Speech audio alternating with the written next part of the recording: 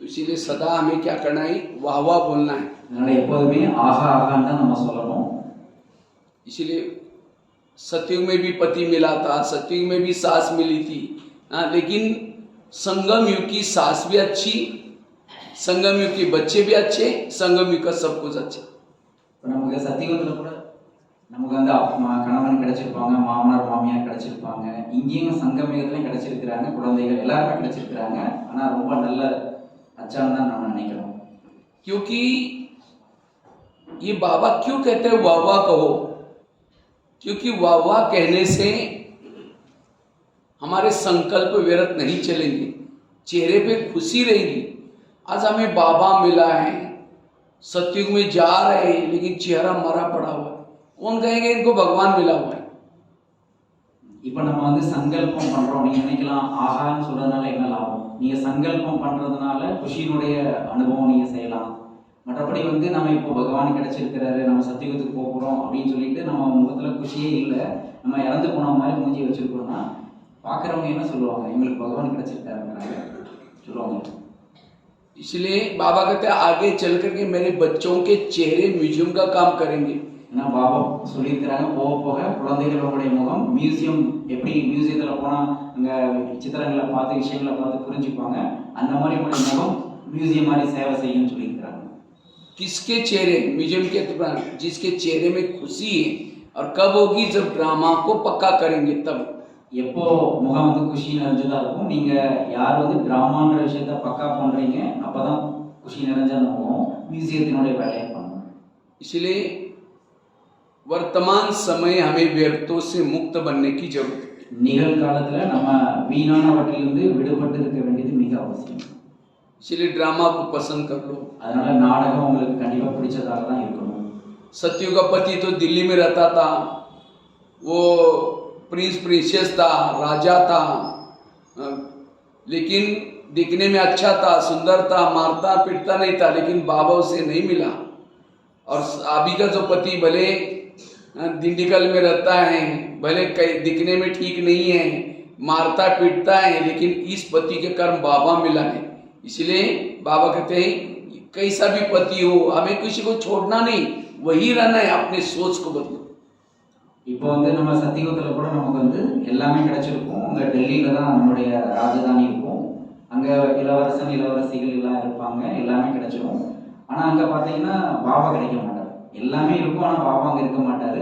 ஆனால் இப்போ சங்கமிகத்தில் உங்களுக்கு எந்த கணவன் கிடைச்சிருக்கிறாரு, இப்போ நம்ம திண்டுக்கல்ல இருக்கிறீங்க, நீங்கள் நினைக்கலாம் என்னுடைய கணவன் வந்து என்ன அடிக்கிறாரு உதைக்கிறாரு அப்படின்னு கூட நினைக்கலாம். ஆனால் இந்த ஃபேமிலியில் இருக்கும்போது உங்களுக்கு பாபா கிடைச்சிருக்கிறாரு. அங்கே கிடைக்கும்போது அங்கே உங்களுக்கு பாபா கிடைக்கல. அதனால நீங்க வந்து உங்களுடைய எண்ணத்தை சிந்தனையை சேஞ்ச் பண்ணுங்க. इसलिए बाबा ने जो हर एक का ड्रामा बना, एक कल्याणकारी है ड्रामा। இந்த நாடகத்தை பத்தி பாபா சொல்லும்போது இது எல்லாருக்கும் நன்மை தரக்கூடியதாக உருவாக்கப்பட்டிருக்குன்னு சொல்றாங்க. सतयुग में भी सास मिली थी, कभी झगड़ा नहीं करती थी, लेकिन उस सास के कारण बाबा थोड़ी मिला है। और संगम युग की जो सास भले झगड़ा करते कैसी भी है, उसके कारण बाबा मिला है। तो उस सास को देखते और खुशी होनी चाहिए और ज्यादा। சத்தியுகத்தில் கூட நமக்கு மாமியார் கிடைப்பாங்க, அங்கே சண்டை சச்சரவுலாம் இருக்கு. இப்போ இங்கேயும் கூட மாமியார் கிடைக்கிறாங்க, ஆனால் இப்போ சண்டை போடுறவங்களா இருக்கான்னு வச்சுக்கோங்க. ஆனால் அவங்கள பார்க்கும்போது ஒரு குஷி தான் வரும், ஏன்னா இவங்க கிடைச்சதுனால தான் பாபா கிடைச்சாரு.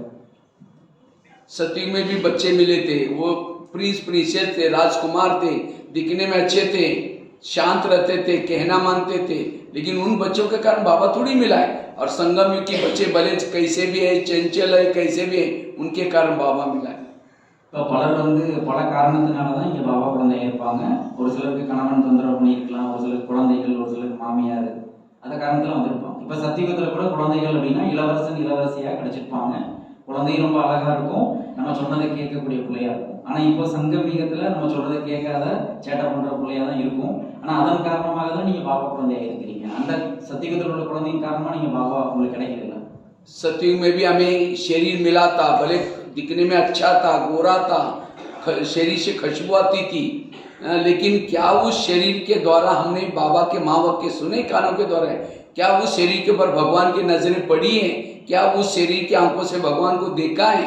क्या उस दिल के अंदर भगवान की धड़कनें रहती थी, वो दिल बाबा बाबा बोलता था, वो शरीर क्या काम का जिसने भगवान को ना देखा हो, भगवान के माँ बाप के न सुने हो, भगवान की नजरें ना पड़े हो, इसीलिए वाह मेरा शरीर वाह वाह करते रहो। இப்போ நம்ம இந்த சரீரத்தை நினைக்கும் போது கூட ஆகா ஆகா அப்படின்னு சொல்லிட்டு இந்த சரீரத்தை கூட அப்படின்னு ஆகா சரீரம் ஆகா என்னோட சரீரம் சொல்லணும். சத்தியுகத்தில் கூட நம்ம சரீரம் எடுத்து நடிப்போம், அங்கே சரீரம் ரொம்ப அழகா இருக்கும், தேவி தேவதா ரூபத்தில் இருக்கும், அலங்காரமாக இருக்கும், நறுமணம் பறக்கக்கூடியதாக இருக்கும். ஆனால் அந்த சரீரத்தில் இருக்கிற கண்ணு பரமாத்மா பார்க்குமா, அந்த காது பரமாத்மா சொல்லுடைய மகா வாக்கியத்தை கேட்குமா? இப்போ உள்ளத்தில் நம்ம பாபா பாபான்னு சொல்கிறோமே, அது அந்த பாபா பாபான்னு சொல்லுமா? அதனால இந்த சரீரத்தில் இருக்கும்போது தான் நமக்கு பாபா கிடைச்சிருக்கிறார். அதனால ஆகா என்னுடைய சரீரம் ஆகான்னு சொல்லணும்.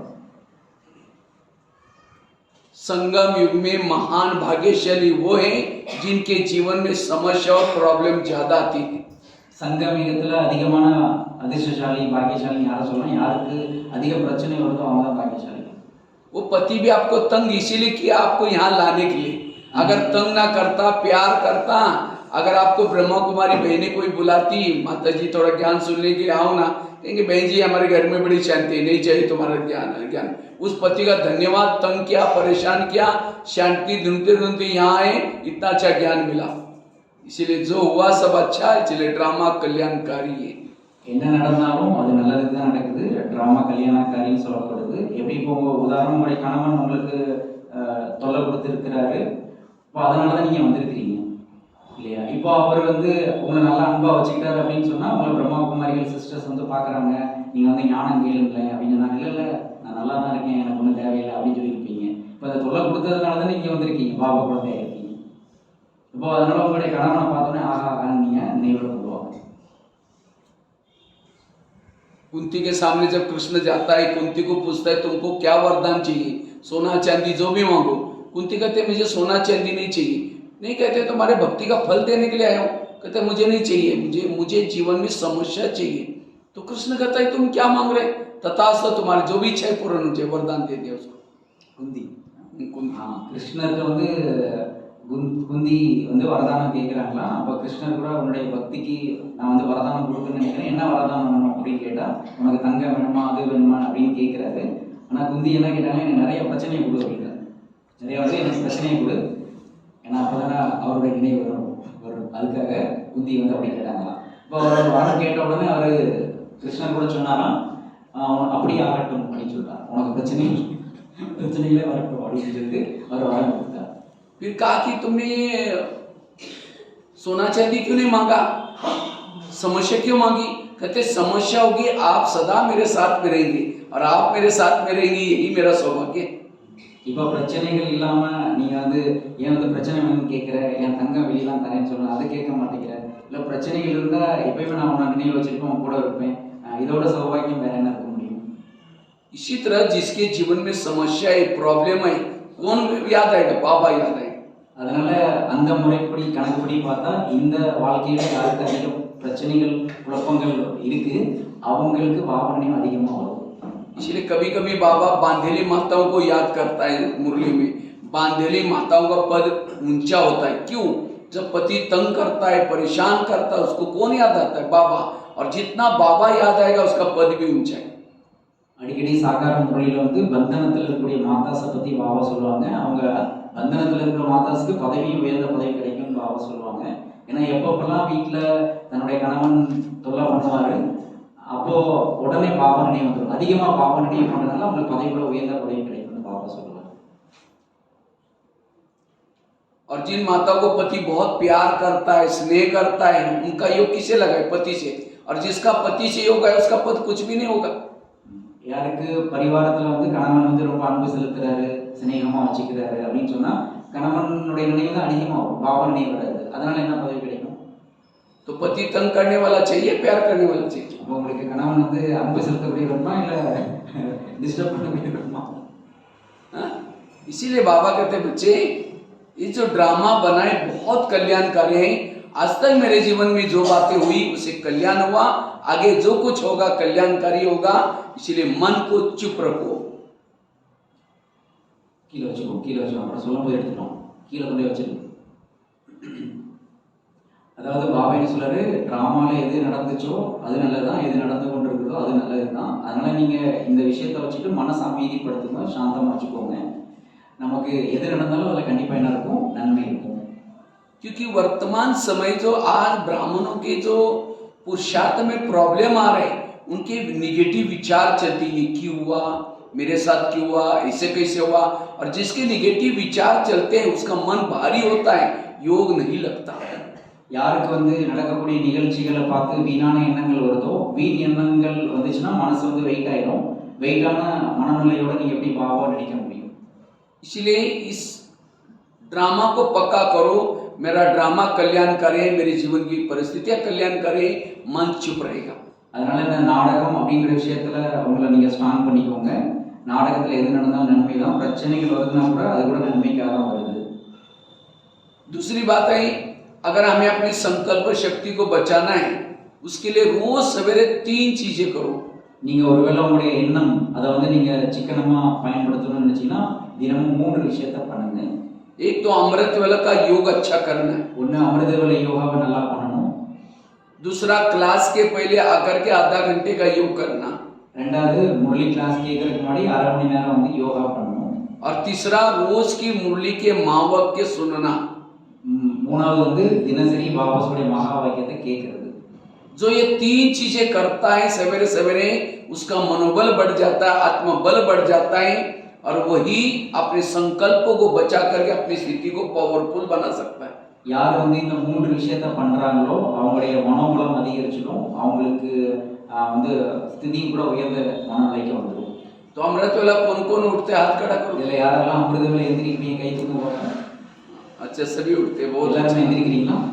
लेकिन अमृत वेला का चुपचाप कोई आपका वीडियो बनाई जाए और वही सवेरे आपको दिखाई जाए, ये सवेरे का अमृत वेला का आपका वीडियो है। कहीं कि मैंने ऐसे किया था, दीवार के सारे बैठे, मुंह खुला, आंखें बंद है, 2 बार मच्छर अंदर भी गया और बाहर भी आया, पता भी नहीं चला। நீங்க அமிர்த வேளையில யோகா பண்றது வீடியோ எடுத்து உங்களுக்கு காமிச்சா உங்களுக்கு பிடிக்குமா?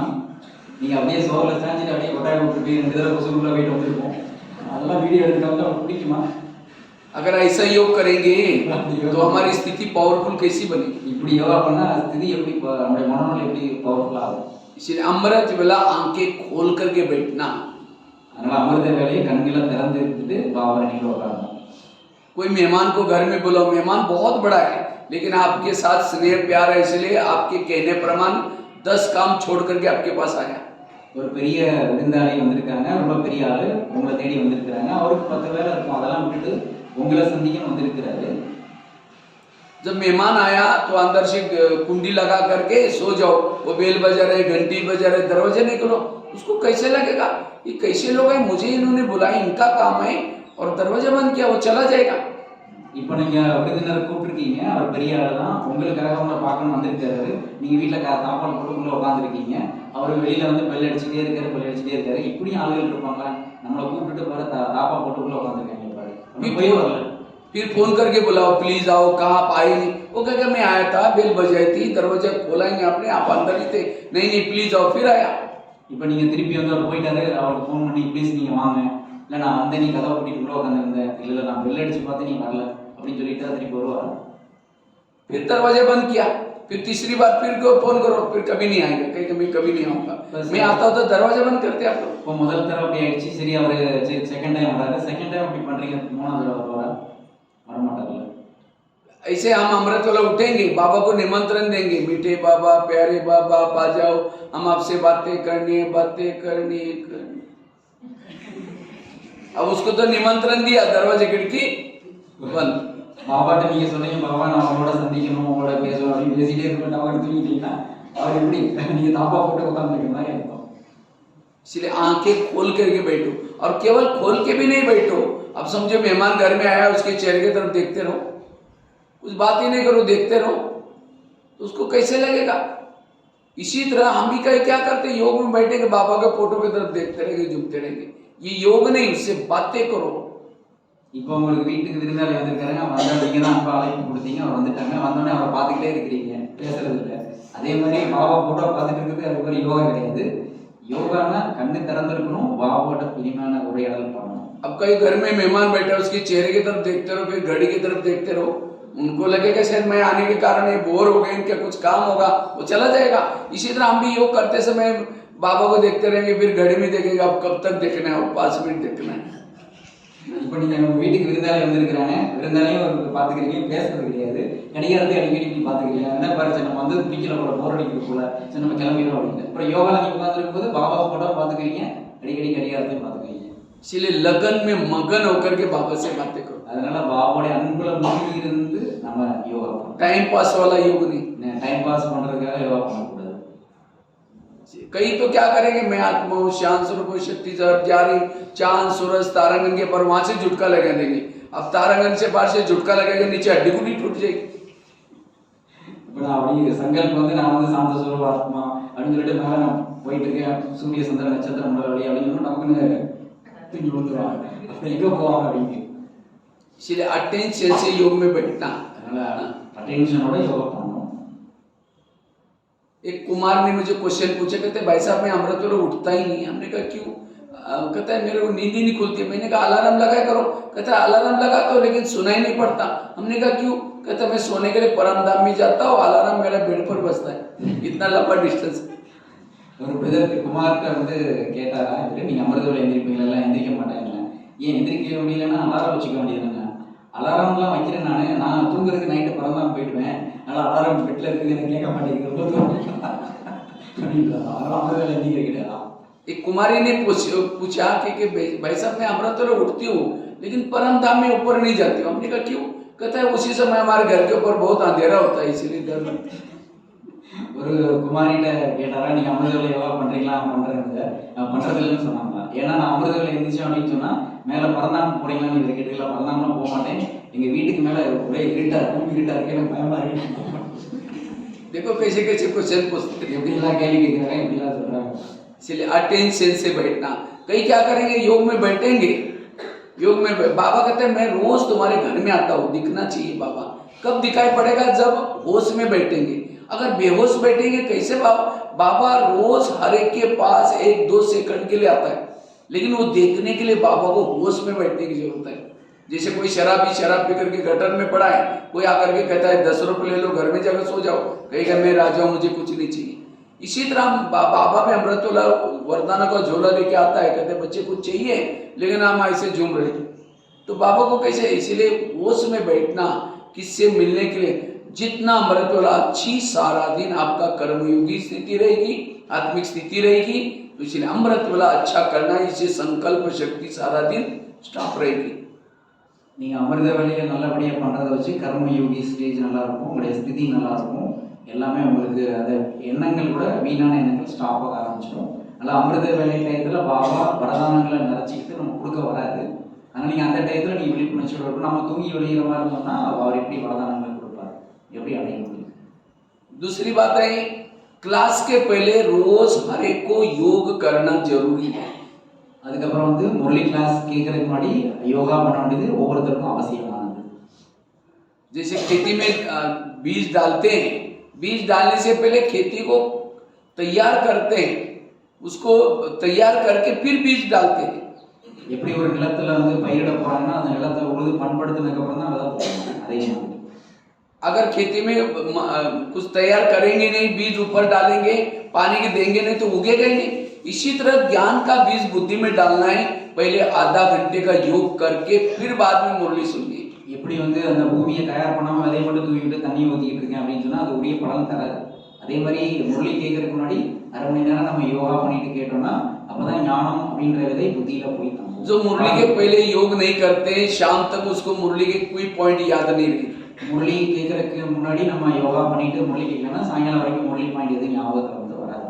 और जिस संगठन का योग आपको केवल मिलता है क्लास के पहले। நீங்க எல்லாரும் சேர்ந்து குரூப்பா யோகா பண்ணக்கூடிய சான்ஸ் கிளாஸ் நேரத்துல மட்டும்தான் கிடைக்குது. इसलिए हमें संगठन का योग, लकड़ियां जल रहे हैं, एक गीली लकड़ी डालो वो भी जलना शुरू हो जाएगी। இப்போ ஒரு அடுப்பு எரிக்கும் போது நம்ம எரியாத ஒன்று வச்சா கூட அது எரிக்க முடியாது. அதனால எல்லாரும் சேர்ந்து பண்ணக்கூடிய யோகாக்கு அவ்வளவு சக்தி இருக்கு. सब योग लगा रहे हैं तो आप भी आकर के योग करो तो आपका योग भी लग जाएगा। इसलिए हमें क्लास के पहले सबको कल से बिल्कुल कितना 7 बजे मुरली चलते हैं तो 6:30 बजे बिल्कुल पहुंचना है। நாளைக்குல இருந்து நம்ம அந்த மாதிரி ஏற்கனவே பண்ணிட்டு இருக்காங்க. करते रहते हैं। अच्छा, बहुत अच्छा है। हाँ। लेकिन अभी फिर और अटेंशन நாளைக்குல இருந்து முரளி கிளாஸ்க்கு முன்னாடி நம்ம half an hour யோகா பண்ணிட்டு அந்த பண்ணோம்னா சேர்ந்து பண்ணக்கூடிய யோகாவோட வைப்ரேஷன் கொடுக்கும். और तीसरा, रोज की मुरली सुनना, वो भी कहाँ, सेंटर पर, यहाँ। அதுக்கப்புறம் மூணாவது விஷயம் என்னன்னா, ஒன்று அமிர்தவேளை பற்றி சொல்லியாச்சு, அப்புறம் முரளி கிளாஸ்க்கு முன்னாடி யோகா, மூணாவது வந்து டெய்லி சென்டரில் வந்து முரளி கேட்கிறது. नहीं तो कईयों को आजकल ऑनलाइन की माया लगी, டிஜிட்டல் காலத்தில் ஆன்லைனுடைய மாயா நிறைய பேர் அதில் மாட்டிக்கிறாங்க. जो ऑनलाइन से मुरली सुनेगा उसकी पूजा भी ऑनलाइन से हो जाएगी। ஆன்லைன்ல முரளி கேட்குறாங்கன்னா பூஜை கூட ஆன்லைன்ல தான் பூஜை பண்ணுவாங்க. आजकल मंदिर में लोग नहीं जाते, क्या करते हैं, देवी निकालेंगे, क्लिक करेंगे, तिलक लग जाएगा, क्लिक करेंगे, लड्डू चलेगा, क्लिक करेंगे, सब अगरबत्ती चलेगी। वो क्लिक वाली किसकी पूजा हो रही है? जिन्होंने ऑनलाइन से मुरली सुनी थी। யார் ஆன்லைன்ல முரளி கேட்டாங்களோ அவங்க பக்தர்கள் ஆன்லைன்ல பூஜை பண்ணுவாங்க, கோயிலுக்குலாம் போக மாட்டாங்க. அவங்க மொபைலே ஆன் பண்ணி வச்சுட்டு நான் பூஜை பண்ற மாதிரி லட்டு வைக்கிற மாதிரி ஊதுபத்தி எரிக்கிற மாதிரி ஆன்லைன்ல வேலையை முடிச்சுப்பாங்க. ऑनलाइन वाला लड्डू से पेट थोड़ी भरेगा, ஆன்லைன்ல உள்ள லட்டு மூலமா ஒரு வயிறு நிறையுமா? वर्षा भी ऑनलाइन से मिल जाएगा। ஆஸ்தி கூட ஆன்லைன்ல தான் கிடைக்கும். इसीलिए हमें रोज यहाँ, उस समय वातावरण था, करुणा था, इसीलिए ये क्या, बाकी हमें भले वो भी सुनो, जैसे बच्चे स्कूल में जाते हैं, पढ़ाई पढ़ते हैं, फिर बाद में ट्यूशन में भी जाते हैं। ट्यूशन कौन सा लगाते हैं? जो कमजोर विषय है। इसी तरह आप भी ऑनलाइन से क्लासेस सुनो, लेकिन कौन से, जो कमजोर विषय है, कमजोर योग नहीं लगता, योग की क्लासेस सुनो। इसलिए हमें मुरली यहाँ सुनना है, तब हाजिरी लगेगी ऊपर। முரளி வந்து நம்ம இங்கே வந்து கேட்கணும், மறுபடியும் ஆன்லைனில் கிளாஸ் கேட்கக்கூடாதுன்னு அர்த்தம் கிடையாது. எந்த விஷயத்தில் உங்களுக்கு தெளிவு தேவை, பலகீனமாக இருக்கீங்க, இப்போ யோகா சப்ஜெக்ட் வீக்காக இருக்குன்னா யோகா பற்றி என்ன கிளாஸஸ் ஆன்லைனில் வருதோ அதை கேளுங்க. மற்றபடி முரளி கிளாஸ் இங்கே தான் வந்து கேட்கணும், சென்டரில் வந்து தான் கேட்கணும். बाबा को एक बार किसी ने पूछा था, बाबा, दादियों ने पूछा था, बाबा सतयुग के लिए, त्रेता युग वाले के लिए पढ़ाई का प्रबंध आप क्या करेंगे? उसके लिए मधुबन में इतना 33 करोड़ का हॉल बनाना पड़ेगा, डाइनिंग हॉल, रहने का प्रबंध। बाबा ने कहा कि नहीं बच्चे, 9 लाख क्लास के रेगुलर स्टूडेंट बनाओ, 33 करोड़ वालों के लिए पढ़ाई का प्रबंध मैं आगे चल करके जरूर करूंगा। இப்போ தாதி ஒரு தடவை பாபாட்ட கேட்டிருக்கிறாங்க, பாபா திரேதாயுகத்தின் முடிவில் 33 கோடி ஆத்மாக்கள் தேவதைகள் சொல்கிறோம் இல்லையா, 33 கோடி தேவதைகள். அவ்வளோ பேரும் வராங்கன்னா அவங்களுக்கு தங்குறதுக்கு அப்புறம் அந்த மாதிரி ஹால் ரெடி பண்ணுங்க பாபா, பண்ணணுமான்னு கேட்கும்போது, இல்லை நீ 9 லட்சம் பேருக்கு மட்டும் ரெடி பண்ணால் போதும், 33 கோடி பேர் வருவாங்க, அவங்களுக்கு நீ போக நீங்கள் நான் எப்படி ஏற்பாடு பண்ணுவேன் நீ பாரு அப்படின்னு சொன்னாங்க. और अभी बाबा ने क्या किया, 4-5 सालों से 33 करोड़ वालों के लिए पीस ऑफ माइंड टीवी चालू किया, फेसबुक, व्हाट्सएप, ये सब चालू किया। किसके लिए? 33 करोड़ वालों के लिए। तो आपको 33 करोड़ में जाना है, सतयुग में 9 लाख में ना जाना है? 9 लाख में जाने वाले यहाँ पढ़ेंगे। இப்போ நம்ம வந்து 33 கோடி தேவர்கள் அப்படின்னு சொல்ற அந்த லிஸ்ட்ல வரணுமா, இல்லை சத்தியுகத்தில் ஸ்டார்டிங்ல ஒரு 9 லட்சம் பேர்ல வரணுமா? இப்போ நம்ம 9 லட்சம் பேர்ல வரணும்னு நினைச்சா நம்ம டெய்லி முரளி கிளாஸ் இங்கே வந்து கேட்குறோம், அதனால அவர் அப்படி அந்த மாதிரி சொல்றாரு. மற்றபடி வந்து இப்போ 33 கோடி அந்த ஆத்மாக்களை தயார் பண்றதுக்காக தான் பாபா வாட்ஸ்அப்பு, ஃபேஸ்புக்கு, அப்புறம் அந்த பீஸ் ஆஃப் மைண்ட் சேனல் அதெல்லாம் ஓப்பன் பண்ணி விட்டுருக்காரு அவங்களுக்கு. नहीं तो कई तो क्या करते हैं, इसलिए हमें रोज ये 3 चीजें जरूर करनी है। 3 चीजें, एक एकलव्य था, बिल, तो द्रोणाचार्य के पास गया, कहते मुझे नंबर 1 चाहिए। तो कहा कि मैं अर्जुन से भी होशियार हूँ। उसने कहा तुमको किसने सिखा, तुम्हारे गुरु कौन है? कहता आप ही मेरे गुरु हैं। कहा कि मेरे पास कभी आई नहीं, चलो मैं दिखाता हूँ। एक जंगल में पुतला बना करके दिखाया था, पुतला लगाया था, कहा कि आप ही मेरे गुरु हैं। तो उसको नंबर 1 नहीं दिया, नंबर 1 किसको दिया? अर्जुन को। क्यों? अर्जुन सामने सीखा था और एकलव्य पुतले के सामने। तो इसी तरह ये टीवी, फेसबुक, व्हाट्सएप, ये भी पुतला है, उसमें ज्ञान सुन करके होशियार तो बनेंगे, नंबर 1 नहीं जाएंगे। इसलिए हमें पढ़ाई, ये 3 चीजें जो ब्राह्मण करता है उसकी स्थिति शक्तिशाली होती है, उसकी सारा दिन आत्मिक स्थिति रहती है। ब्राह्मणों के लिए 3 बातें बड़ी इंपॉर्टेंट है। நம்ம பிராமணனா இருக்கிறோம், முக்கியமான 3 விஷயம் இதுதான். காலையில் அமிர்த வேலை எழுந்திரிக்கிறது, அப்புறம் முரளி கிளாஸ்க்கு முன்னாடி யோகா பண்ணுறது, அப்புறம் டெய்லி முரளி கேட்கறது. இது மூலமாக நம்முடைய ஸ்திதி நல்லா இருக்கும், நம்முடைய தினச்சரி கூட நல்லா இருக்கும், சக்திசாலியாக நம்ம அனுபவம் பண்ணலாம். மற்றபடி வந்து நேரடியாக பாபாட்ட முன்னாடி வந்து முரளி கேட்கறதுக்கும் நான் ஆன்லைனில் டிவி மூலமாக அதெல்லாம் பார்க்குறதுக்கும் வித்தியாசம் வந்து, அந்த ஏகலைவன் அர்ஜுனனை பற்றி உதாரணம் சொல்கிறாப்புல, அர்ஜுனன் வந்து டைரெக்டாக குரு மூலமாக அந்த படிப்பு எடுத்துக்கிட்டதுனால அவர் நம்பர் ஒன்று அந்த குரு சொல்றாரு. ஆனால் இன்னொருத்தர் வந்து நான் உங்களை குருவை வச்சுட்டு உங்களுடைய சிலையை வச்சுக்கிட்டு நீங்கள் தான் எனக்கு சொல்லி கொடுக்குறேன்னு நினச்சி பாவனை பண்ணி தான் நான் கற்றுக்கிட்டேன், ஆனால் நான் தான் நம்பர் ஒன் அப்படின்னு அவர் சொல்றாரு. ஆனால் குரு ஏற்றுக்க மாட்டேங்கிறாரு. இல்லை அவன் அர்ஜுன் தான் நம்பர் ஒன் அப்படிங்கிறார். அதனால இப்போ நம்ம டிவி மூலமாக பார்த்தா பாபா தான் எப்படி ஏற்றுக்குவார். इसलिए तीन और योग भी जब हम करते विधि से बैठना है, ऐसा नहीं कि योग में बैठेंगे हाँ और मन एक तरफ आए बुद्धि एक तरफ आए। विधि से योग करने से कर्म विनाश होते, विधि से योग करने से आत्मा की बैटरी चार्ज होती है। நமக்கு பாப்பா வந்து யோகா சொல்லி கொடுத்துருக்குறாங்க, அதோட விதிமுறைப்படி பண்ணணும். நான் யோகாவில் உட்கார்ந்து இருக்கிறேன், ஆனால் மனசு ஒரு பக்கம் போகுது, புத்தி ஒரு பக்கம் போகுது, அப்படி இருக்கக்கூடாது. எந்த மாதிரி விதிமுறை பாப்பா சொல்லி கொடுக்குறா அந்த மாதிரி விதிமுறைப்படி பண்ணாதான் நம்முடைய பாவ கர்மங்கள் அழியும். जैसे मोबाइल को चार्ज करते कैसे करते हैं, उसको मोबाइल को प्लग के पास लाकर रखेंगे, दोनों तारे डालेंगे, स्विच चालू करेंगे तब मेरा बैटरी चार्ज होते। अगर मोबाइल को प्लग के पास लाएंगे नहीं, स्विच चालू करेंगे नहीं तो बैटरी कैसे चार्ज होगी। இப்போ நீங்கள் மொபைலை சார்ஜ் பண்ணுறதுக்கு பார்த்தீங்கன்னா அதுக்கு சார்ஜிங் ப்ளக் இருக்கும், அதில் போய் நீங்கள் ஜாயின் பண்ணுவீங்க, அப்புறம் சுவிட்ச் ஆன் பண்ணுவீங்க, அப்போ தானே அதில் சார்ஜிங் ஆகும். ஆனால் நீங்கள் இப்போ ப்ளக் பக்கத்துலேயே கொண்டு போகல அப்படின்னா சுவிட்ச் ஆன் பண்ணல எப்படி சார்ஜ் ஆகும்? அதே மாதிரி விதிமுறைப்படி பண்ணணும். तो शरीर भी हमारा एक मोबाइल है, आत्मा उसकी बैटरी है, इसको चार्ज करने के लिए बाबा ने जगह जगह पर प्लग के पॉइंट बनाए। ये सेंटर्स क्या है, प्लग है। तो हमें दिन में एक बार इस प्लग के पास लाना जरूरी है मोबाइल को, शरीर को। இது வந்து சரீரத்தை வந்து மொபைல் மாதிரி நினச்சிக்கோங்க, ஆத்மா வந்து மொபைல் இருக்கிற பேட்டரி மாதிரி நினச்சிக்கோங்க. இந்த பேட்டரி மொபைல் இருக்கிற பேட்டரி சார்ஜ் பண்ணுறதுக்கு பாபா அங்கங்கே ப்ளக் வச்சுருக்கிறார். சென்டர் தான் சார்ஜிங் பண்ணுற இடம். அதனால் நீங்கள் ஒரு நாளைக்கு ஒரு முறையாக தானே பண்ணணும் மொபைலை சார்ஜ் பண்ணி. अब मोबाइल को प्लग के पास लाकर रखा लेकिन तारे डाली नहीं तो चार्ज होगा ही नहीं। केवल यहाँ आकर के बैठने से भी नहीं चलेगा, दोनों तारे भी मन बुद्धि ऊपर लगा दो। இப்போ நீங்கள் வந்து சார்ஜிங் பண்ணுறதுக்கு தான் வந்திருக்கீங்க, ஆனால் வந்து மன புத்தி வந்து பாப்பாட்ட இணையலன்னு சொன்னால் எப்படி சார்ஜ் ஆகும்? ப்ளக்லேயே சொருள் இல்லை, அதனால் மன புத்தி பாப்பாட்ட இணைஞ்சிருக்கும். अच्छा तारे प्लग में डाली लेकिन बाजू का बटन रात भर बंद था तो भी चार्ज नहीं होगा। நீங்கள் ப்ளக்கில் சொருவியாச்சு, ஆனால் பக்கத்தில் இருக்கிற சுவிட்ச் ஆன் பண்ணணும்ல, ஆனால் அது ஆன் பண்ணலைன்னா பிரயோஜனம் இல்லை.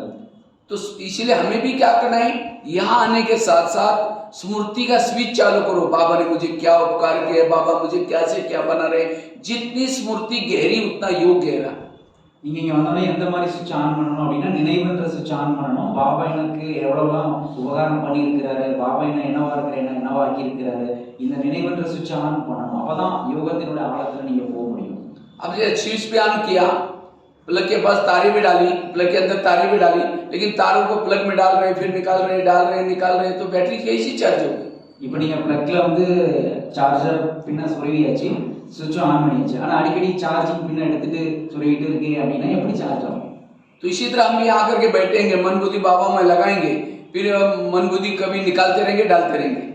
அதே மாதிரி இங்கே வரீங்க உட்காடுறீங்க, மன புத்தி சில கொஞ்ச நேரம் பாபாட்ட கொஞ்ச நேரம் வெளியில் போகுது அப்படின்னா எப்படி சார்ஜ் ஆகும்? कैसे डालते हैं, समझे कोई माता योग लगाने के लिए आ रहे, आते थे रास्ते में देखे कि बहुत अच्छा सब्जी वाला जा रहे, बैंगन की सब्जी लेके जा रहे, फिर सोचेंगे वो चलो आज दोपहर को इसकी सब्जी बनाएंगे, फिर पहले सोचेंगे योग करेंगे, मुरली सुनेंगे, जाते समय लेके जाएंगे, यहाँ करके बैठ गए।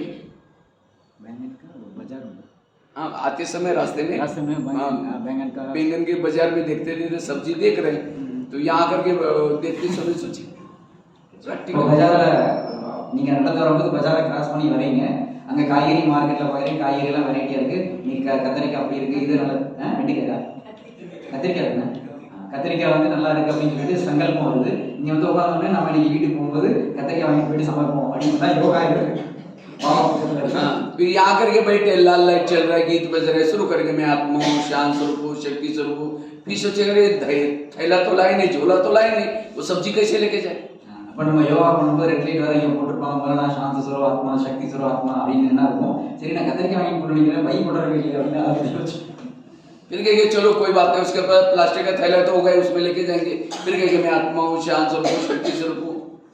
அதுக்கப்புறம் வந்து யோசிப்பாங்க, சரி பைதான் பண்ணல என்ன கேரி பேக் வாங்கிக்குவோம், சரி கேரி பேக் பண்ண இருக்குல்ல அப்படின்னு சொல்லிட்டு அதை செஞ்சு போகிறோம். அப்புறம் திருப்பி நான் ஆத்மா சாந்த சுரோ ஆத்மா சக்தி சுரோ ஆத்மா फिर कहेंगे मैं आत्मा, फिर कहेंगे अरे गैस के ऊपर जो दूध उबलने के लिए रखा था गर्म करने के लिए, मैंने वो गैस को बंद किया या हल्का किया बंद किया, अब बैठे यहाँ आके देख रहे फोटो को, गीत कानों से गीत भी सुन रहे लेकिन बुद्धि वो गैस को देख रहे। வீட்டிலேருந்து வரும்போது பால் ஆஃப் பண்ணணுமா ஆஃப் பண்ணலன்னு மறந்து போச்சு, பால் அடுப்பில் வச்சுட்டு சரி அதை ஸ்லோ பண்ணணுமா இல்லை ஆஃப் பண்ணணுமான்னு மறந்து போச்சு. இங்கே பார்த்தீங்கன்னா காது பாபாவோட பாட்டை கேட்கும், கண்ணை ஃபோட்டோவை பார்த்துட்டு இருக்கோம், ஆனால் அங்கே அடுப்பில் பால் வச்சது ஆஃப் பண்ணலையா போயிருக்கோம். फिर कहे कि मैं आता हूँ, फिर अचानक याद अरे मेहमान आने वाला था, रात को फोन भी आया था उनका, मैंने सोचा था उसके लिए इडली बनाओ, लेकिन दाल चावल तो भिगो ही नहीं, चलो छोड़ो इडली और कुछ बना देंगे, मैं आत्मा हूँ शांत हूँ। लाल लाइट की सफेद लाइट योग का टाइम पूरा हो गया। இப்போ யோகா படிக்கிறது திடீர்னு சாயங்காலம் போகிற நைட் வேற ஃபோன் வந்துச்சு, நமக்கு விருந்தாளி வீட்டுக்கு வர போகிறாங்க அப்படின்னு சொல்லிட்டு அவங்களுக்கு இட்லி தோசை பண்ணி கொடுக்கணுமே. அங்கே பருப்பு இல்லை, உளுந்தம் பருப்பு இல்லை, அரிசி இல்லை, சரி கொடு ஏதாவது பண்ணிக்கலாம் கொடு, சரி திருப்பி ஆத்மா சாந்த செல்வா இருக்குமா சக்தி செல்வா இருக்கும், அதுக்குள்ள போயிட்டு நைட்டு பார்த்துக்கலாம் யோகா முடிஞ்சிருச்சு. அவ்வளோ सामने वाला बैठने वाला सोचते वाह इन्होंने आधा घंटा योग किया, लेकिन इनका योग कहाँ था, इडली वाला या बैंगन वाला योग है, बाबा वाला योग नहीं था। முன்னாடி உட்காந்து 2 பேர் அரை மணி நேரம் உட்காந்து யோகா பண்ணியிருக்காங்கன்ட்டு, ஆனால் யோகா இட்லி பற்றி நினைச்சாங்க, கத்திரிக்காய் பற்றி நினைச்சிருக்கிறாங்க. इसलिए योग में अटेंशन, ध्यान में भी बैठने के बाद चेक करो कि मेरा ध्यान और मन कहाँ है। நீங்க நினைவுல உட்கார்ந்துருக்கும் போது நம்மளுடைய கவனம் எதுல இருக்கணும், என்னுடைய மன புத்தி எங்க போயிட்டு இருக்குது அதுல கவனம் இருக்கணும். बुद्धि कैमरा है, मन टीवी है। புத்தின்றது கேமரா, மனசுன்றது டிவி. बुद्धि गाय है, मन उसका बछड़ा है। गाय गाय काऊ काऊ और बछड़ा माना बछड़ा उसका बच्चा। बच्चा. புத்தி को बुद्धि बुद्धि गाय, मन बछड़ा। புத்தி வந்து பசுமாடு மாதிரி, மனசு வந்து அதனுடைய குழந்தை குட்டி மாதிரி. जहाँ गाय है वहाँ बछड़ा जाता है, जहाँ बुद्धि है वहाँ मन चला जाता है। எங்க பசு தாய் போமா அங்க குட்டி பின்னாடியே போவோம், அதே மாதிரி புத்தி எங்க போவோம் அங்க மனசு போகும். बुद्धि कैमरा, मन टीवी है। புத்தி வந்து கேமரா மாதிரியும் மனசு வந்து டிவி மாதிரி. इसलिए बुद्धि हमारे योग में बुद्धि के ऊपर कोई भी बात होगा सिवाय परमात्मा के, हमारे बुद्धि के ऊपर कोई भी बातों का प्रभाव ना पड़े तब योग लगेगा। நீங்க யோகா பண்ண நினைக்கும் போது உங்களுடைய புத்தியினுடைய பிரபாவம் வேற எந்த விஷயத்துலயும் போகக்கூடாது, ஒரு பாபாவை தவிர, அப்பதான் யோகா ஸ்திரமாக இருக்கும். यह मुरली क्यों सुनते हैं? ताकि सारा दिन हम जो भी देखेंगे, जो भी कुछ सुनेंगे, उसका प्रभाव बुद्धि पर ना पड़े, इसलिए मुरली सुनते हैं। முரளி கூட நம்ம எதுக்காக வந்து கேட்கிறோம், முழு நாள்லயுமே நான் யாரை பார்க்க போறேன், யாரை சந்திக்க போறேன், யாரை நான் என்ன கேட்க போறேன், அதனுடைய பிரபாவம் எனக்கு தாக்காம இருக்குன்றதுக்காக முரளி கேட்கிறோம். आज जैसे वहां कयामत का समय है, इसलिए बुद्धि ये सब बातें सब विनाश होने वाला है, ये सुनते ताकि मेरा किसी के ऊपर प्रभाव न पड़े। और जब प्रभाव बाबा के ऊपर है तब बुद्धि अपने आप लगेगी, मन पीछे जाएगा, निरंतर कर्म योगी बन सकेंगे। இப்போ பாபா கூட சொல்றாரு, இப்போ இறுதி தீர்ப்பு வழங்கக்கூடிய நேரம் அப்படின்னு சொல்றாரு. இப்படிலாம் சொல்லும்போது நம்ம வெளி உலக விஷயங்கள் மேல நமக்கு ஒரு ஈர்ப்பு வந்துடக்கூடாது, அதனுடைய பிரபாவம் நம்ம மேல வரக்கூடாதுக்காக சொல்லியிருக்கிறார். இப்போ நம்ம மனதும் புத்தியும் பாபாட்ட நினைச்சிருந்தா தான் நமக்கு அதனுடைய ரிசல்ட் கிடைக்கும். जिसे कैमरे के ऊपर लेंस होता है, पहले जब कैमरा चालू करते हैं लेंस खुल जाता है, जैसे फोटो खींच ले वो लेंस बंद हो जाता है। इसी तरह बुद्धि हमें फालतू चीजों में नहीं लगानी है, उसको बंद रखना है, नहीं तो बुद्धि के ऊपर धूल आएगी, फिर परम धाम शांति धाम दिखाई नहीं पड़ेगा। புத்தின்றது கேமரான்னு சொன்னாலே அதுல கேமராவோட லென்ஸ் இருக்கும், அது போட்டோ எடுக்கும் மட்டும் ஆன் ஆகும், ரொம்ப பிடிக்கும். அதே மாதிரி உங்களோட புத்தியில தேவையில்லாத விஷயங்களை பார்க்காதீங்க. அப்புறம் தூசி படிஞ்சிருச்சுன்னு சொன்னா அப்புறம் புத்தி பரந்தாம் பக்கம் போகாது, சாந்தி தாம் பக்கம் போகாது. इसलिए जितना बुद्धि को संभाल क्लीन रखेंगे उतना जब योग में बैठेंगे बुद्धि से परम धाम दिखाई पड़ेगा, बाबा दिखाई पड़ेगा, और उससे हमारी शक्ति योग लगेगा। எந்த அளவுக்கு புத்தியை நம்ம கிளியரா வச்சுப்போம், அந்த அளவுக்கு புத்தியில பரந்தாமம் தெரியும், பாபா தெரியும், யோகா ஈஸியா நமக்கு நடக்கும். कई कहते मेरी आत्मा योग में बैठते तो ऊपर जाती नहीं, योग में आत्मा कभी परम धाम में नहीं जाती। சிலர் சொல்றாங்கன்னா யோகத்துல உட்காந்துருக்கோம் நான் மேல போகவே முடியல அப்படின்பாங்க. யோகத்துல வந்து மேல போற விஷயம் கிடையாது, புத்தியினுடைய விஷயம் தான். जैसे आपको अभी बताया था, समझो मोबाइल को चार्जिंग में लगाया, दोनों तारे डाली, स्विच चालू किया, जब स्विच चालू करते हैं मोबाइल चार्जिंग होते हैं समय बैटरी निकल करके प्लग में घुसने के लिए थोड़ी गई, बैटरी तो मोबाइल में रहती है, तो प्लग में कौन गया, वो तारे गए। இப்போ பேட்டரி சார்ஜ் பண்ணுறோம் மொபைலில், அது வந்து ப்ளக்கில் சொல்கிறோம், சுவிட்ச் ஆன் பண்ணுறோம், அந்த பேட்டரி வந்து ப்ளக்கில் போய் ஜாயிண்ட் ஆகுது, அங்கேருந்து வயர் தான் கனெக்ஷன் கொடுக்குது. நம்ம இங்கேருந்து பரந்தாமத்துக்கு போகணுன்றது இல்லை, மனம் புத்தி மூலமாக தான் அந்த கனெக்ஷன் வைக்கணும். इसी तरह जब हम योग में बैठते हैं तो हमारे आत्मा तो शरीर में रहती है, केवल इसके साथ जो मन बुद्धि है वो जाकर के बाबा से टच करती है। लेकिन हम क्या करते हैं, सोचते मैं जा रही हूँ निकलते ही नहीं, लगता मेरा योग लगता ही नहीं।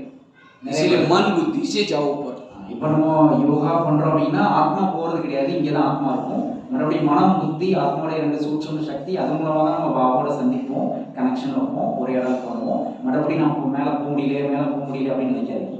जैसे आत्मा एक बार परम धाम से आने के बाद केवल कलयुग के अंतिम समय संगम पूरा होने के बाद ही एक बार ऊपर जाते, बीच में कोई नहीं जाते ऊपर। அது வரைக்கும் கலியுகம் முடிஞ்சிச்சு, நம்ம எல்லாரும் பாபா வீட்டுக்கு கூட்டு போற வரைக்கும் யாரும் திரும்பி வீட்டுக்கு போக முடியாது. அது வரைக்கும் நம்ம இங்கே தான் இருப்போம். பயிற்சி மூலமா நம்ம மேல போய் போய் அனுபவம் பண்ணணும். अगर आत्मा चली जाएगी तो शरीर लुढ़क जाएगा, यही गिर जाएगा फिर। ஒருவேளை ஆத்மா நம்ம யோகா பண்ணும்போது மேல போகுதுன்னா शरीर இங்க அவ்வளவுதான் விழுந்துடும். इसलिए मन बुद्धि कैसी जाती है, जैसे अभी आपको कहा इसी समय मधुबन में ओम शांति भवन के सामने आप खड़े हैं, वहां से ओम शांति भवन देकर के आप नीचे पांडवन में आए, पांडवन के शांति स्तंभ पर गए, फिर बाबा के कमरे में गए, कुटिया में गए, वहां से आप ज्ञान सरोवर में गए, पीस पार्क में ओम के पास गए, फिर वहां से नीचे डायमंड हॉल में आए, वहां से तपस्या धाम में गए, तपस्या धाम से पीछे मुड़ गए, एक पहाड़ी पर देखा ओम शांति लिखा, ये सारा चीजें दिखाई पड़ेगी यहाँ बैठे। उस समय हमारी आत्मा तो यही है, गए कौन? मन बुद्धि जाती है। तो மனம் புத்தி எப்படி போகுது அப்படின்றதுக்கு உதாரணம், நம்ம இங்கே தான் உட்காந்துருக்கோம். இப்போ உட்காந்துருக்கும் போதே நான் இப்போ ஓம் சாந்தி பவனை பார்க்குறேன், அதுக்கப்புறம் கீழே பாண்டா பவனுக்குள்ளே போகிறேன், அங்கே பாபா ரூம் போகிறேன், அதுக்கப்புறம் சாந்தி ஸ்தம்பம் பார்க்குறேன், குடில் பார்க்குறேன், அதுக்கப்புறம் ஞான சரோவர் போகிறேன், ஞான சரோவர் முடிச்சு கீழே சாந்திவன் வரேன், அங்கே போய் தபஸ்யா தான் பார்க்குறேன். இதெல்லாம் நீங்கள் மனம் புத்தினால தான் அந்த பிக்சர் பார்க்குறீங்க. इसलिए हमें योग और रोज हमारा 2-3 घंटा योग चाहिए। நம்ம தினமும் வந்து 2 அல்லது 3 மணி நேரம் யோகா நமக்கு தேவை. अमृत वेला का 1 घंटा, क्लास के पहले का आधा घंटा, 1.5 घंटा हुआ, उसके बाद रात को सोने से पहले थोड़ा सा 15-20 मिनट योग करके फिर सो जाओ। ஒரு நாளைக்கு 3 மணி நேரம், அதை நீங்கள் எப்படினாலும் பிரிச்சுக்கோங்க. காலையில் அமிர்த வேலை 1 மணி நேரம், முரளி கிளாஸுக்கு முன்னாடி 1/2 மணி நேரம், அதிலே 1.5 மணி நேரம் ஆயிடுச்சு. அதுக்கப்புறம் தினச்சரியத்தில் நீங்கள் ஃபிக்ஸ் பண்ணிக்கோங்க. ஆனால் தூங்குறதுக்கு முன்னாடி 1/4 மணி நேரம் இல்லை 1/2 மணி நேரம் ஆச்சு பாபா நினைவில் இருந்துட்டு ஒரு 20 நிமிஷம் 1/4 மணி நேரம் அப்படின்னு நினைவில் இருந்துட்டு தூங்குற மாதிரி பழக்கத்தை ஏற்படுத்தும். लेकिन हम क्या करते हैं, रात को सोते समय बाबा को कि बाबा आज थक गए, घर में मेहमान आए थे, मेरे को पता नहीं आज बहुत नींद आ रही है, जरूर जगह देना, फिर किसने ऐसा बोला, निगेटिव में सोएंगे, अमृत वाला ढीली हो जाएगी। நீங்கள் தூங்குறதுக்கு முன்னாடி பாபா நீங்கள் ரொம்ப விருந்தாளிலாம் வந்துட்டாங்க, நான் ரொம்ப வேலை பார்த்து கலப்படைஞ்சு போயிட்டேன் அப்படி இப்படின்னு சொல்லிட்டு அப்படி நினைச்சாலோ, இல்லை நீங்கள் நெகட்டிவான விஷயங்கள் அப்படி ஆயிடுச்சு இப்படி ஆயிடுச்சு நினைச்சாலோ அமிர்த வேலை எப்படி இருக்கு. इसलिए और उसके बाद नुमा शाम का योग अगर घर में करते तो अच्छा है, यहाँ आते तो अच्छा है, यहाँ नहीं आते तो भी घर में नुमा शाम 6:30 से 7:30 योग थोड़ा सा करना है। बीच के ट्रैफिक कंट्रोल तो 2-3 घंटा हो जाएगा योग, और जितना बैठ करके योग करेंगे कर्म योग अपने आप लगेगा। நீங்கள் 3 மணி நேரம் அது எப்படி பிரிச்சுக்கலாம்னா, அமிர்த வேலையை 1 மணி நேரம், அப்புறம் மொழி கிளாஸ் முன்னாடி 1/2 மணி நேரம், அப்புறம் தூங்குறதுக்கு முன்னாடி இது பண்ணுறோம். இப்போ டிராஃபிக் கண்ட்ரோல் டைம் ஃபுல் டேல இருக்குது. அதுக்கப்புறம் சாயங்கால யோகா 6 to 7, அது சென்டரில் வந்து பண்ணால் ரொம்ப நல்லது. இல்லைனா வீட்டில் கூட அந்த டைம் ஒதுக்க முடிச்சு பண்ணேன்னா இப்படி 2 மணி நேரம் 3 மணி நேரம் சர்வசாதாரணமாக வந்துடும். ठीक है, बाकी तो बहुत सारी बातें हैं, लेकिन आपको तो टाइम ये शाम को भी आप आएंगे, शाम को अगर शाम को आ सकते हैं आप लोग, நீங்கள் சாயங்காலம் திருப்பி வர முடியுமான்னு கேட்குறாரு. 5:30 से 7:30 तक 2 घंटा करेंगे, आज का चांस है। இன்னைக்கு நீங்கள் திருப்பி வர முடியுமா சாயங்காலம் கேட்குறாங்க. யாராலும் நீங்கள் 5:30 மணிலேருந்து 7:30 மணி வரைக்கும் வச்சா. और शाम का टॉपिक रहेगा हम भविष्य में राजा कैसे बने। நீங்க வரீங்கன்னா எதிர்காலத்துல நம்ம ராஜா எப்படி ஆகலாம்னு டாபிக்ல நான் வந்து जो आएगा वो राजा बनने का ट्रेनिंग लेगा। யார் வரீங்களோ அவங்க ராஜா எல்லாம் உங்களுக்கு நம்ம ட்ரைனிங் கொடுப்போம். क्योंकि भविष्य में आप राजा बनना है, बन सकते हैं या क्या बन सकते हैं, शाम का क्लास से आपको सब स्पष्ट हो जाएगा। अगर कोई कमी भी होगी तो आप फिर पुरुषार्थ करते कुछ दिन के लिए राजा बन सकते हैं। इतना सुंदर टॉपिक है शाम का।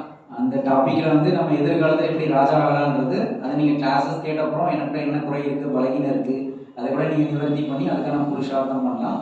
அந்த டாபிக்ல கூட अगर 5 बजे आओ तो अच्छा है, 5 साढ़े 5 बजे तक, 5 से 5:30 बजे योग करो और 5:30 से लेकर के 7:30 तक क्लास करेंगे।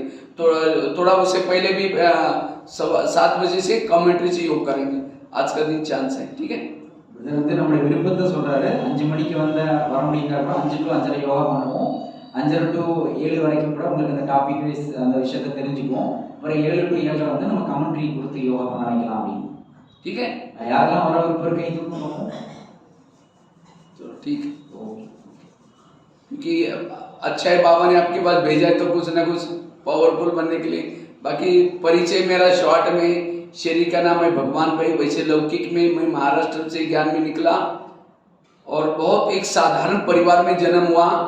बकरी चराते थे 11 साल तक, जो माँ बाप बकरी चराते थे उनके साथ मैं भी खेती का बाड़ी का काम करता था। लौकिक में इतनी परिस्थिति ये थी, झोपड़ी में रहते थे, 6-6 महीना स्नान भी नहीं करते थे, ऐसे एकदम गरीब परिस्थिति में रहते थे। பிரதருடைய அனுபவம் வந்து அவங்க மகாராஷ்டிராவில் ஞானம் கிடைச்சது. ஏழ்மையான குடும்பத்தில் பிறந்தாங்க, விவசாயம் பண்ணுற ஃபேமிலின்னு வச்சுக்கோங்களேன். 6 மாதம் வரைக்கும் கூட அவ்வளோ ஏழ்மையாக இருக்கும், குளிக்க முடியாது அப்படின்லாம் இருப்பாங்க போல. அப்படிப்பட்ட சூழ்நிலையில் பாபுடைய அறிமுகம் கிடைச்சிருக்கு. மற்றபடி இப்போது பிரதர் முதல்ல சொன்னாங்கன்னா, நான் இப்போது வந்திருக்கேன் ஈவினிங் கிளாஸை பற்றி சொல்கிறாரு, நான் வந்திருக்கிறேன், சரி பாபா உங்களை சக்திசாலி ஆக்கம் தான் அனுப்பி வச்சிருக்கிறாரு கூட, அதனால் அந்த சான்ஸ் நம்ம பயன்படுத்திக்கலாமே அப்படின்னு சாயங்கால கிளாஸை பற்றி சொல்கிறாரு. மற்றபடி அறிமுகத்தை சொல்லும்போது அவர் பேர் பகவான் பாய், महाराष्ट्र से। तो 11 साल के बाद हमारी खेती से रोज बच्चा जाता था। मैं सोचता ये बच्चा रोज कहाँ जा रहा है, तो एक दिन उस बच्चे के पीछे पीछे गया तो एक मंदिर में स्कूल लगती थी। तो मैंने कहा सर मुझे भी पढ़ना है। तो टीचर ने कहा तुम बड़े हो गए अब नहीं पढ़ सकते। हमने कहा नहीं सर मुझे पढ़ना है, मेरे को सर्टिफिकेट नहीं चाहिए। मेरी लगन दे करके कहता है ठीक है कल से आओ। 11 வயசு ஆகும்போது ஒரு ஸ்கூலுக்கே போனது கிடையாது. 11 வயசு ஆகும்போது ஒரு பிள்ளை பார்க்குறாரு, அவங்க ஸ்கூலுக்கு போகிறாங்க, ஒரு கோயிலில் இந்த ஸ்கூல் நடக்குதான். இப்போ போய் டீச்சர்கிட்ட சொல்ல இந்த மாதிரி நானும் படிக்கணும்னு ஆசை இருக்குதான், நீ இது வரைக்கும் படித்தது ஸ்கூலுக்கு போய் வந்து கிடையாது, உன்னால படிக்க முடியாது அப்படின்னு சொல்லி சொன்னாங்கன்னா, இல்லை இவர் இவ்வளோ ஆர்வமாக இருக்குது, சரி படிக்க வா அப்படின்னு நாளைக்கு வா அப்படின்னு சொன்னாங்க. जब रोज आना शुरू किया, पहले दिन 5वीं कक्षा में बिठाया, कहा कि पहले को सुनाएंगे तुम भी सुन लेना। दूसरे मैंने 1 साल में 5 कक्षा की पढ़ाई पढ़ी। 5 साल की पढ़ाई 1 साल में पढ़ाई। ஒரு வருஷத்துல 5 வருஷம் படிக்க வேண்டிய படிப்பை படிச்சு முடிச்சிட்டாங்க. रोज जब जाना शुरू किया, घर वालों ने मना किया अपने पैसे नहीं है। मैंने कहा बिना पैसे का पढ़ूंगा मैं। இப்போ வீட்டில் இருக்கிறவங்க தடை பண்ணுறாங்க, அதெல்லாம் பைசாலாம் மட்டும் கிடையாது படிக்க வைக்கிறதுக்கு அப்படின்னு சொன்னாங்க. பைசாலாம் தேவையில்லை, நான் போய் படிப்பேன்னு சொல்லி ஒரு ஆர்வமாக। तो 7वीं कक्षा में बोर्ड की परीक्षा थी, टीचर ने स्कूल में आने के लिए मना किया, तो मैं रद्दी से डायरी लाता था, पानी से धुलाई करके धूप में सुखा करके फिर लिखता था। रद्दी से डायरी लाते थे। वो 7वीं की बोर्ड की परीक्षा थी, तो टीचर ने कहा तुम डायरी पे नहीं लाते कल से नहीं आओ। तो मैं सोचा अब क्या करेंगे, तो मैं रद्दी से पुरानी ओल्ड बुक डायरी लाते थे, लिखा हुआ पहले स्याही से लिखते थे, उसको पानी से धुलाई करते थे, धुलाई करने से स्याही निकल जाते थे, फिर धूप में सुखा करके फिर डायरी बनाते थे, ऐसी करके पढ़ाई किया। எக்ஸாம் எழுதுறதுக்காக டைரி பேனா கொண்டாடுமா, இவர் கொண்டாடல இருந்து உனக்கு எக்ஸாம் எழுதக்கூடாதுன்னு வாத்தியார் சொல்லிட்டாங்க. இவர் போய் வீட்டில் இருக்கிற பழைய டைரியில் தண்ணியில் முக்கி எடுத்தோடனே அந்த எழுத்தெல்லாம் அணிஞ்சிருது. அதுக்கப்புறம் அதை வெயிலில் காய வச்சு அப்புறம் டைரி பேனா அப்படியே எக்ஸாம் எழுதுறது போனார். और ऐसे करते समय 9वीं कक्षा में उसी डायरी के साथ एक ब्रह्मा कुमारीज का किताब मिला, उसी से ज्ञान में आए। அதே நேரத்தில் வந்து பிரம்மா குமாரிசனுடைய புக்கு கிடைச்சது, அதில் நான் ஞானத்துக்கு வந்துட்டேன். और उसमें से और किताबें मैंने मंगवाई, करस्पॉन्डेंस से कोर्स किए। நான் கரஸ்பாண்டன்ஸ்ல கோர்ஸ் பண்ணேன், புக் கிடைச்சது. 10वीं में फर्स्ट नंबर लिया। 10वीं के बाद आईटी का कोर्स करने के लिए बड़े शहर में गए थे। 10वीं में बोर्ड में फर्स्ट नंबर। 10 பேர் படிக்கிறதுல இவர் ஃபர்ஸ்ட் நம்பர்ல வந்தாரு. அதுக்கப்புறம் படிக்கிறதுக்காக வெளியே போறாரு. फिर आईटी का कोर्स करने के लिए गए थे, वहाँ गीता पाठशाला मिली। ஐடி பண்றதுக்காக நான் வெளியில போறேன், அப்ப கீதா பாடசாலை அங்க இருந்துச்சு. तो जिस दिन मैं पहले दिन सेंटर पर गीता पाठशाला में गया था, मुरली चली थी, बच्चे तुम आत्मा हो आत्मा हो। तो मैंने आत्मा के ऊपर बहुत सारा पुरुषार्थ किया। मैं जिस दिन गया तो आत्मा के ऊपर तो मैंने अपने हाथ पर भी लिख करके रखा था मैं आत्मा हूँ, यहाँ भी लिख करके रखा। இவர் கீதா பாடசாலைக்கு ஃபர்ஸ்ட் போறாரு. அது வரைக்கும் கரஸ்பாண்டன்ட் கோர்ஸ்ல தான் ஞானம் கேட்டு இருக்காரு. இவர் நான் ஆத்மா தான் பக்கா பண்ணி வச்சிருக்கிறாரு. அங்க போனோடனே பாபா முரளியோட கேட்கிறாரு, பச்சே तुम आत्मा हो, நீங்க ஆத்மா தான் பாடம் வருது. இவர் அதில் ஆல்ரெடி பக்கா பண்ணதுனால தான் பாருங்க கையெல்லாம் கூட பச்சை ஊற்றி வச்சிருக்கேன், நான் ஆத்மா தான். उसके बाद आईटीआई पूरा हुआ। आईटीआई पूरा हुआ, मधुबन में गए, 2 साल मधुबन में रहे। मधुबन से दिल्ली गए, गुलजार दादी लेके गई। गुलजार दादी के साथ 10 साल दिल्ली पांडवन में रहने का मौका मिला। நான் அதுக்கப்புறம் வந்து பாண்டவன் போய் சேவை பண்ணேன். அப்புறம் குல்ஜார் தாதி டெல்லி கூப்பிட்டு போனாங்க. அவங்க கூட நான் 4-5 வருஷம் கூடவே இருந்து அந்த சௌபாகியம் கிடைச்சது. उसके बाद वहाँ से मधुबन में आए। मधुबन में किचन की सेवा करते हैं। ये सेवा करते हुए भी 11-12 हज़ार स्कूलों में बच्चों को नैतिकता का पाठ पढ़ाए। இப்போ அதுக்கப்புறம் தாதி கூட இருந்துட்டு அதுக்கப்புறம் திருப்பி சாந்திவன் வந்துட்டாங்க. அங்கே பண்டாராவில் அதாவது போஜனம் தயார் பண்ணுற இடத்துல, உணவு தயார் பண்ணுற இடத்துல பிரதர் சேவையில் இருக்கிறாங்க. அங்கே இருந்துக்கிட்டு வெளியில் ஸ்கூல் காலேஜஸ்ல நிறைய சேவை பண்ணி 1100 ஜெயிலில் போய் கிளாஸ் எடுத்துருக்கேன்னு சொல்கிறேன். जेल में भी 1100-1200 जेल में कार्यक्रम किया, जिसके कारण इंडिया बुक ऑफ रिकॉर्ड में भी नाम दर्ज है। இந்தியா புக் ஆஃப் ரெக்கார்டு அப்படிங்கிற பேரில் இவருக்கு பேர் வந்திருக்கு. அவ்வளோ சேவை பண்ணியிருக்கிறார். 40 मैगजीन में लिखने का सेवा भी किए हैं। 40 மேகசின் எழுதுகிற சேவையை பண்ணுவார்। और नेपाल में भी 70 जिले में जाकर के सेवाएं की है इस तरह से। நேபாளில் வந்து சின்ன சின்ன ஏரியா இருக்கும், அது டிஸ்ட்ரிக்ட்னு சொல்லுவாங்க. அதில் வந்து 70க்கு மேலே இருக்குமா, அதில் 75 அதில் கூட 70 பேர் போயிட்டாங்க. வருஷம் வருஷம் நேபாளத்துக்கு சேவைக்கு போயிடுவாங்க.